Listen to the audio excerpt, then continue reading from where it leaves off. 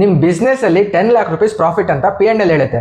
ಆದ್ರೆ bank account ಅಲ್ಲಿ 40,000 rupees ಮಾತ್ರ ಇದೆ. ಯಾವ್ದು ಕರೆಕ್ಟ್? ಆಕ್ಚುಲಿ ಎರಡು ಕರೆಕ್ಟ್. ಮತ್ತೆ ಇದೇ ರೀಸನ್ ಇಂದ ತುಂಬಾ ಪ್ರಾಫಿಟಬಲ್ ಬಿಸ್ನೆಸ್ ಕ್ಯಾಶ್ ಶಾರ್ಟೇಜ್ ಅಲ್ಲಿ ಫೇಸ್ ಮಾಡ್ತಾರೆ. ಹಾಯ್, ನಾನು ನಿಮ್ಮ ಧನುಷ್. ಪ್ರಾಬ್ಲಮ್ ಪ್ರಾಫಿಟ್ ಅಲ್ಲ, ಪ್ರಾಫಿಟ್ ಮತ್ತೆ ಕ್ಯಾಶ್ ಒಂದೇ ಅಂತ ಅಸ್ಯೂಮ್ ಮಾಡೋದು ಪ್ರಾಬ್ಲಮ್. ಒಂದು ಸಿಂಪಲ್ ಎಕ್ಸಾಂಪಲ್ ತೊಗೊಳ್ಳೋಣ. ಮಾರ್ಚ್ ಅಲ್ಲಿ ನೀವು 5 lakh rupees ಸೇಲ್ ಮಾಡಿದ್ದೀರಾ, ಇನ್ವಾಯ್ಸ್ ರೈಸ್ ಆಯಿತು, ಸೇಲ್ಸ್ ಬುಕ್ ಅಲ್ಲಿ ರೆಕಾರ್ಡ್ ಆಗಿದೆ, ಸೊ P&L ಅಲ್ಲಿ ಪ್ರಾಫಿಟ್ ತೋರಿಸುತ್ತೆ. ಆದ್ರೆ ಕಸ್ಟಮರ್ ಪೇಮೆಂಟ್ ಜೂನ್ ಅಲ್ಲಿ ಬರುತ್ತೆ. ಬಟ್ ನೀವು ಮಾರ್ಚ್ ಅಲ್ಲಿ ಸಪ್ಲೈಯರ್ ಪೇಮೆಂಟು, ಸ್ಯಾಲರಿ, ರೆಂಟು ಎಲ್ಲ ಪೇ ಮಾಡಿರಬೇಕಾಗುತ್ತೆ. ರಿಸಲ್ಟ್ ಪೇಪರ್ ಮೇಲೆ ಪ್ರಾಫಿಟ್ ಇರುತ್ತೆ, ಬಟ್ ಬ್ಯಾಂಕ್ ಅಕೌಂಟ್ ಅಲ್ಲಿ ಕ್ಯಾಶ್ ಇರಲ್ಲ. ಇದನ್ನ ಕ್ಯಾಶ್ ಫ್ಲೋ ಗ್ಯಾಪ್ ಅಂತ ಕರೀತಾರೆ. ಈ ಪ್ರಾಬ್ಲಮ್ ಯೂಶಲಿ 3 ಪ್ಲೇಸ್ ಸ್ಟಾರ್ಟ್ ಆಗುತ್ತೆ. ಮೊದಲನೇದು ಕಸ್ಟಮರ್ ಪೇಮೆಂಟ್ ಡಿಲೇ ಮಾಡಿದಾಗ. ಇನ್ವಾಯ್ಸ್ ರೈಸ್ ಮಾಡಿರ್ತೀರಾ, ಸೇಲ್ ಅಂತ ಕನ್ಸಿಡರ್ ಮಾಡಿ ಪೇಮೆಂಟ್ ಬರೋದು ಮಾತ್ರ ನಿಮಗೆ ಲೇಟರ್ ಆಗುತ್ತೆ, ಸೊ ಕ್ಯಾಶ್ ಇರಲ್ಲ. ಎರಡನೇದು ಎಕ್ಸೆಸ್ ಇನ್ವೆಂಟರಿ. ಗೋಡನ್ ಅಲ್ಲಿ ಸ್ಟಾಕ್ ಅಸೆಟ್ ಅಂತ ಇರ್ಬೋದು, ಆದ್ರೆ ಬಿಲ್ಸ್ ಪೇ ಮಾಡಕ್ಕೆ ಅದು ಕ್ಯಾಶ್ ಆಗಲ್ಲ. ಮೂರನೇದು ಓನರ್ ರ್ಯಾಂಡಮ್ ಆಗಿ ವಿಡ್ರಾಲ್ಸ್ ಮಾಡ್ತಾರೆ. ಬಿಸ್ನೆಸ್ ಅಕೌಂಟ್ ಇಂದ ಯಾವಾಗ ಬೇಕಾವಾಗ ಮನಿ ಯೂಸ್ ಮಾಡ್ತಾರೆ. ಬಿಸ್ನೆಸ್ ಪರ್ಫಾರ್ಮೆನ್ಸ್ ನ ಟ್ರ್ಯಾಕ್ ಮಾಡೋದು ತುಂಬಾ ಕಷ್ಟ ಆಗುತ್ತೆ. ಸೊ ಬಿಸ್ನೆಸ್ ಪ್ರಾಫಿಟಬಲ್ ಇದ್ರೂ ಕ್ಯಾಶ್ ಶಾರ್ಟೇಜ್ ಆಗುತ್ತೆ ಅಂತಂದ್ರೆ ಕ್ಯಾಶ್ ಅಂತ ಕಮೆಂಟ್ ಮಾಡಿ. ನಾನು ನಿಮಗೆ free cash flow health check guide ನ ಶೇರ್ ಮಾಡ್ತೀನಿ.